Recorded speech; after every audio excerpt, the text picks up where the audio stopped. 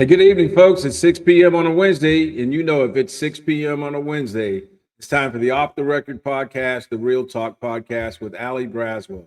I'm your host, Allie, and it's so good to be here with you as we round out the fifth episode of the relationship series talking about ownership. Just to refresh, the SHIPS framework comes directly from my book, and you can go out and subscribe or and join me on Spotify, iHeart, or wherever you listen to your podcast and be a part of this. Just to recap, like I said, the SHIPS framework comes from the Engage, Invest, Grow book that I wrote in late 2023 on mastering relationships and leveraging the blueprint towards building mutually rewarding, refreshing, energetic, and thriving relationships. This came about because many people always ask me about how I was able to achieve the things and rise to the heights in my career that I've enjoyed.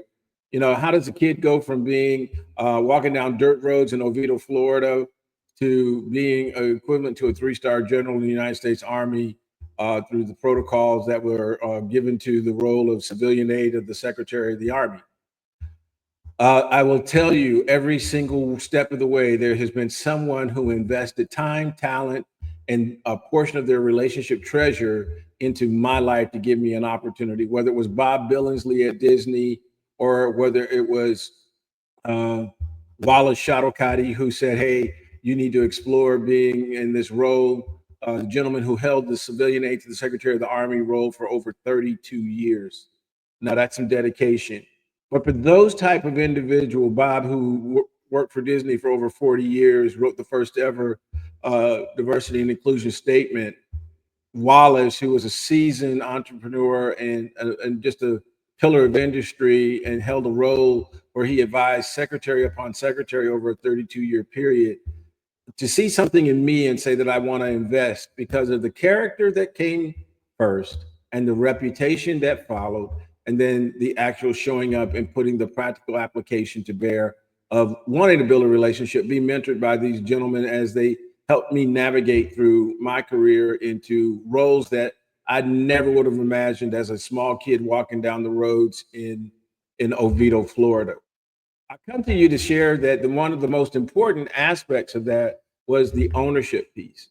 See, they committed time, talent, and treasure into helping to cultivate a young guy that they thought had some aptitude and some ability to go out and do some great things. So, you know, when I look at that, that's why I do the Off the Record, the Real Talk podcast. It's unscripted, it's unfiltered, and it's unapologetic because I'm really sharing with those future leaders, the Gen Zers to those in the C-suite that want those extra nuggets to know how to navigate and move their careers along while at the same time building people first cultures that really and truly embrace lifting your fellow human being to the next level. You know, as we bring this series in on the SHIPS framework to a close, one of the most important principles that you just heard me mention is that of ownership.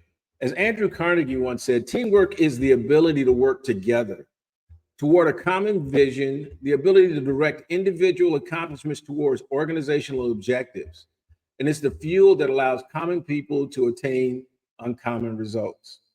Folks, I just shared a bit of my resume, a little bit of my history with you because it is truly through teamwork that I've been able to excel in the Marine Corps, or whether it was to enter the corporate world and then be able to give back. Did I face hurdles? You daggone Skippy, I did. Did I face obstacles that I thought were insurmountable? I sure did. But what was there were these coaches, these mentors, these big brothers, these uncles, as they're called, who helped me, and aunties. Let me make sure that it wasn't just men that helped me navigate and have opportunities. You know, I think about Disney and my experience there when Carmen Smith, who was the vice president over global strategies for diversity, equity, and inclusion throughout parks and resorts, saw a young talent over in the engineering side and said that they would give them a chance to lead the first ever corporate social responsibility.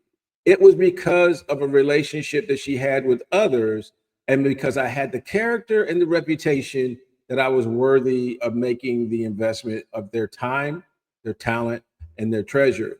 Going on into that role, Carmen would actually become one of the greatest proponents when I left the organization to go and lead the Central Florida Urban League, of bringing me back to help engage and help have conversations to help people embrace the challenge of coming together or from diverse backgrounds and forging alliances and allegiances that allow them to be better, because high performance teams are better when there are relationships established, when you begin to know things about people.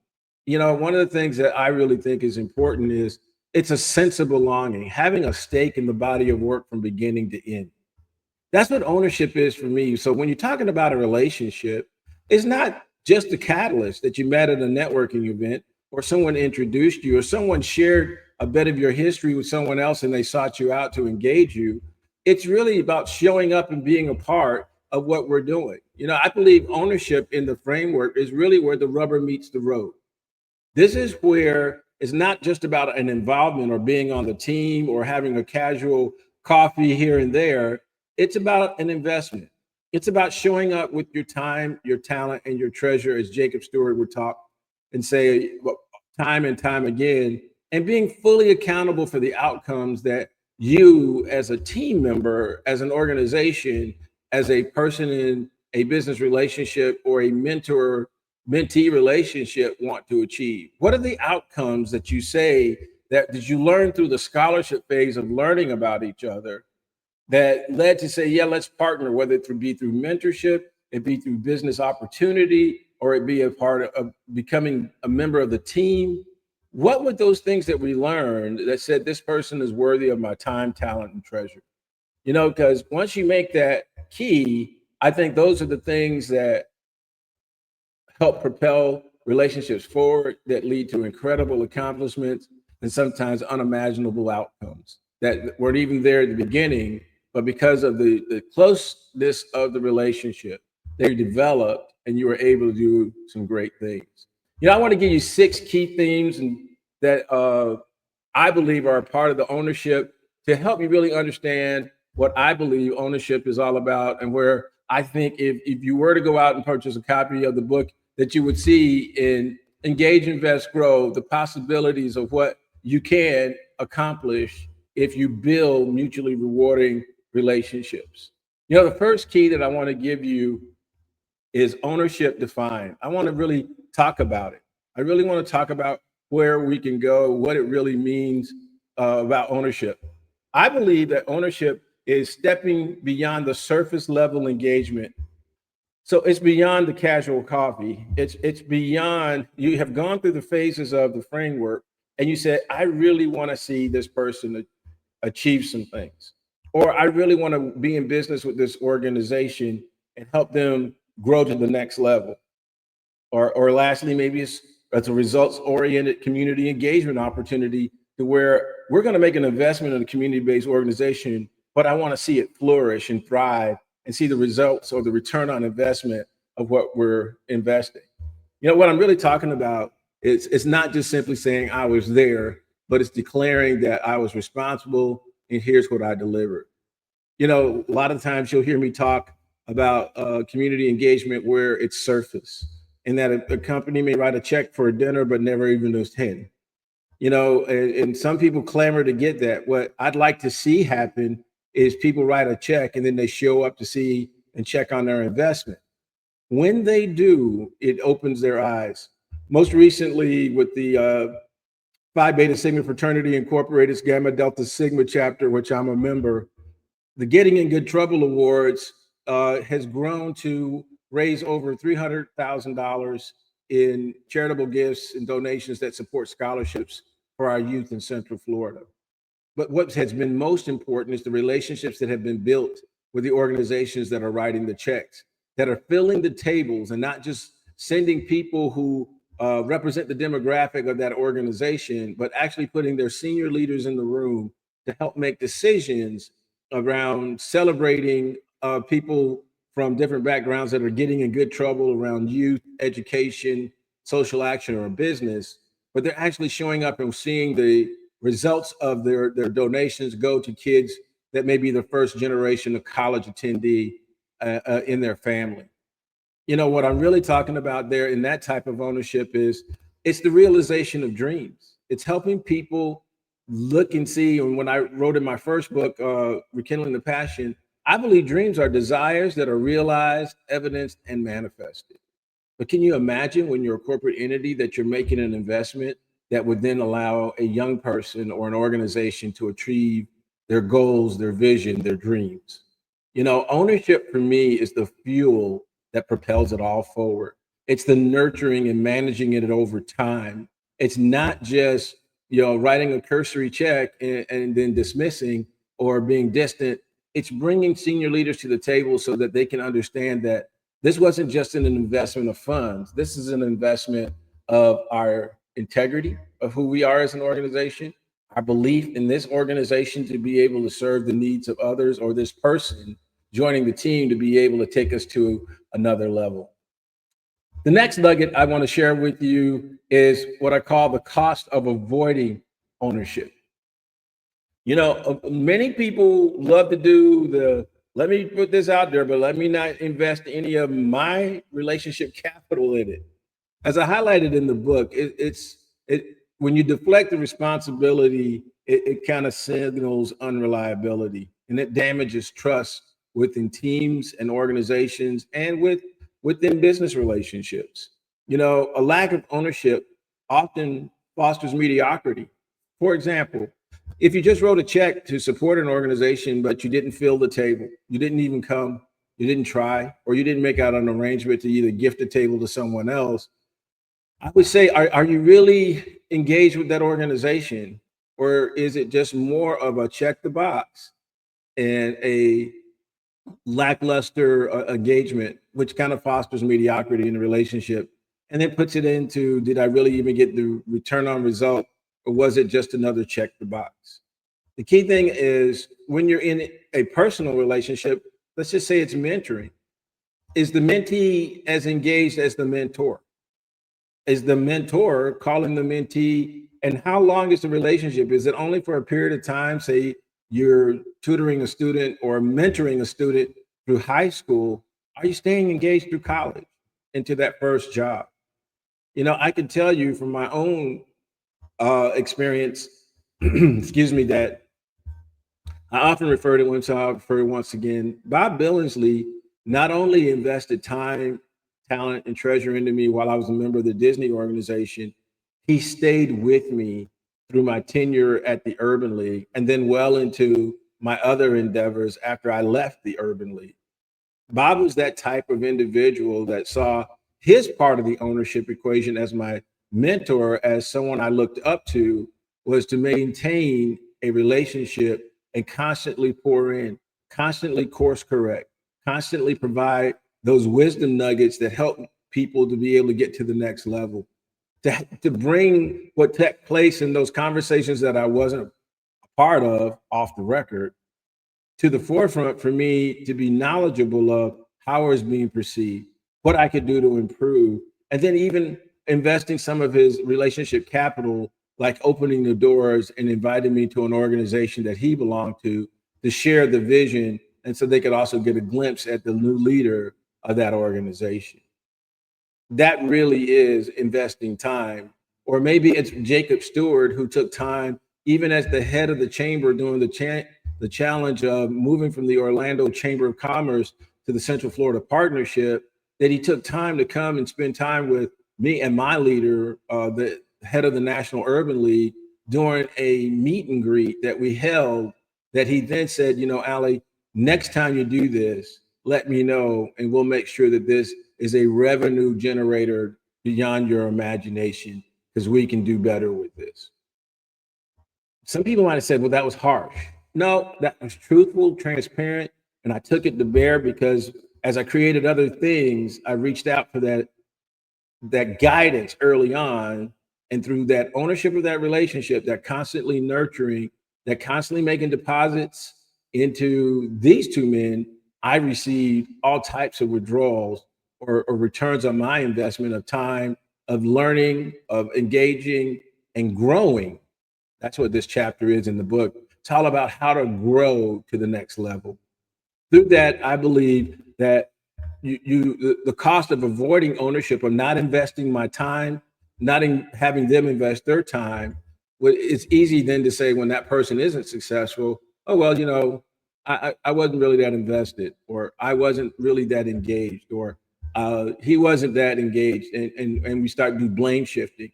But the impact to that individual is huge, in that we have an opportunity to really grow people into being the best human beings they can be, and also being able to leverage relationships to take those relationships to the next level that open the doors to the future of bigger and better things that you could ever imagine. The next nugget that I wanted to share with you during this closeout was ownership and leadership. When we start talking about leaders owning the fact that they must be accountable for making the decisions that and also the outcomes. A lot of times when we talk about responsibility and empowering teams, we have to look at it, how can I best contribute? And maybe I'm not the superstar, but maybe I enable the superstar to be the superstar. In my book, I talk about how Michael Jordan was that type of star, but players like Steve Kerr were the stronger through their assistance and their rebounds of helping him or coming in and being the sixth man off the bench and hitting that 3-point shot when it was critical. See, it's not always about scoring the points as leaders. It's about making sure everyone on the team succeeds. So when you're building team and building relationships within teams, it's getting to know the person sitting next to you in the cube across the way or right over the wall. It's then understanding how can we better partner together to achieve our goals, and then what is the amount of my responsibility that I'm willing to invest into this relationship, into this team. Steve Kerr went on to parlay that type of attitude into being one of the most successful coaches in the NBA. And we all know about the Golden State Warriors and what he has done there. Just an incredible person that's constantly pouring in and promoting and creating synergy, and even seeing how to promote the stars, even when he's just the coach, to make sure that the team wins. Again, ownership and leadership is another key nugget that I just wanted to make sure I shared with you. And please feel free to go out and grab your copy of the book. And don't forget to go out and subscribe and follow me on Apple Podcasts, Spotify, Podbean, and now on iHeart, wherever you listen, or just catch me live and in person or record it on the YouTube channel at Off the Record, the Real Talk Podcast on YouTube. We're going to be there all the time. Moving on to item number 4, I want to talk to you about ownership is a collaboration. You kind of can see that in some of the nuggets I've dropped already. When you look at it, ownership multiplies value when we embrace collaboration. When you can bring others to the table and look at it and make things stronger because you brought others to the table, because you built a relationship. Most recently, one of my frat brothers called me, and as a fraternity, Phi Beta Sigma is very important to me. So when the phone rings, I answer. This young fraternity brother, I say young in terms of membership, was just reaching out to say, hey, can you help me connect someone that I'm going into business with the right product for our insurance needs? Now, let's break that down for a minute. I had a relationship with Ray Worthen. And by the way, one of the most incredible CEOs of Infinite Zion Farms. They're doing all kinds of things. He's one of the only people of that's Black that has the ability to farm and create some incredible products in agriculture that I'm not going to do him a disservice and try to tell you. But if you're looking for hemp, you need to look at Infinite Zion Farms. If you're looking for ways to grow and increase your agricultural products, this guy is, you sit down, he's a walking, talking encyclopedia. Getting back to my story, though, he reached out, and because we have a relationship that has been cultivated over 10 years, we're able to share openly and honestly. And he knows when he calls, I'm going to give him the gift of my time, my talent, and my treasure. And what he was calling for was to ask for a opportunity to do a introduction, a relationship catalyst to someone that I might be able to help through some of the experiences that I've had in different industries. Long story short, Ray making the sponsorship of opening the door for this other individual, we were able to help them find exactly what they needed for their new business partnership. And what did it cost me? Maybe 20 minutes on a phone call. Plus the value and the return on investment. These gentlemen had just signed a multi-million dollar contract with a local entity to provide services where there are not many people who look like them providing those types of services. So proud of them. Ray and Rob, wish you great success with your new endeavor. Maybe we'll have you on the show so you can share about it. We can talk off the record about what you're doing, where you're going, and what you're advancing to. Again, rounding out that number 4, collaboration. In the same way that leaders engage, invest, and partner together effectively, a collective ownership can transform good intentions into an invaluable impact. I'm here to tell you. Number 5, results-oriented community engagement. Folks, this is a term that I've trademarked and really proud of it, because for me, when we talk about results-oriented community engagement, it was things like during my time as the Urban League leader at the Central Florida Urban League in Orlando, Florida, had an opportunity to partner with Kaboom, which was a project where kids got to come in and give their feedback along with other community members to say what type of playground they wanted. We had the Urban League Park, which was long uncared for and had kind of gone to waste. We had the opportunity to reclaim it. But it took a partnership and an organization that was willing to engage not only with their dollars, but also with their sweat equity. The vivid example that I'm sharing is when SAP partnered with us to build a playground in Orlando's Pine Hills community, a community at the time that was being misnamed and miscalled, and I won't even repeat it, but a thriving community nonetheless that had children with hopes, dreams, and aspirations. During one weekend day, one Saturday, volunteers, community members, and leaders from across our governmental offices to senior executives at this company who were in town for their annual convention pitched in side by side for 7 hours to create a safe space for children. You know, and when kids took the stage that evening, because they designed a little stage, they had swings, they had everything that you could want as a child in a playground that was built by people who didn't know them but cared for them. You know, because if you stand by and stay tuned, you'll hear about a new book coming out called Care, putting a little humanity back into being human. SAP's leadership showed that they had the compassion and the appreciation, the respect for this community, and the empathy and the feeling for these children to have what other children have taken for granted. A playground where they could go and dream and play and be safe. They embodied what I believe is putting a little humanity back into being human or caring about each other. When the kids took the stage that evening after we had finished and were putting away the tools and we're doing a little impromptu fashion show, every participant that was still there felt a sense of ownership in the joy and the possibility created that day. And what I call results-oriented community engagement is doing the assessment to understand what's the most powerful impact I can do with my time, my talent, and treasure as an organization, as an individual that gives a result. And I do it with an expected return on investment. I encourage you to explore opportunities to have ownership in the communities that we serve and to be able to give back through that way and continuing, again, the practice of building key relationships and then looking at it as a way of how do I make it happen. Last nugget I want to drop on you is what I call the practical application. And folks, that's really rolling up the sleeves, getting involved and saying, let me identify one area where I know in my career, in my community engagement, in my relationships, where I could do some investment of time, some involvement, and be able to see a return on investment with that relationship. Practical app is picking up the phone and calling that person that you haven't spoken to in a while that meant so much to you years ago.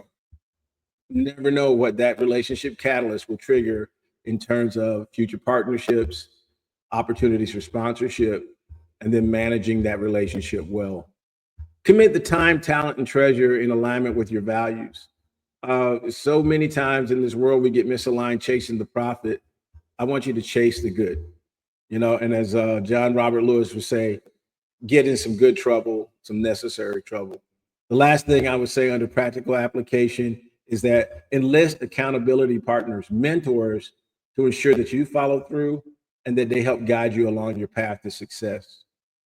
Oftentimes, people call me when they're making some of the most key decisions in their life and say, "Hey, this is what I'm thinking."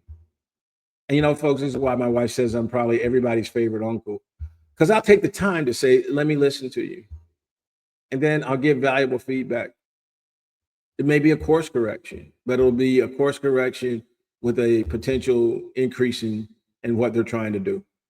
Or it may be just letting somebody sound out the pros versus the cons, and then helping them to make their own decision, kind of coaching them through the process.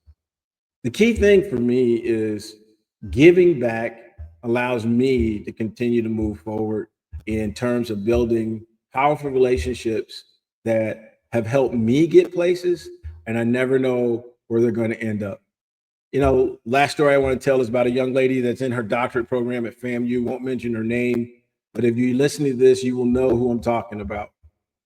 I met her as a freshman in high school, full of energy, full of potential, and knowing what she wanted to do.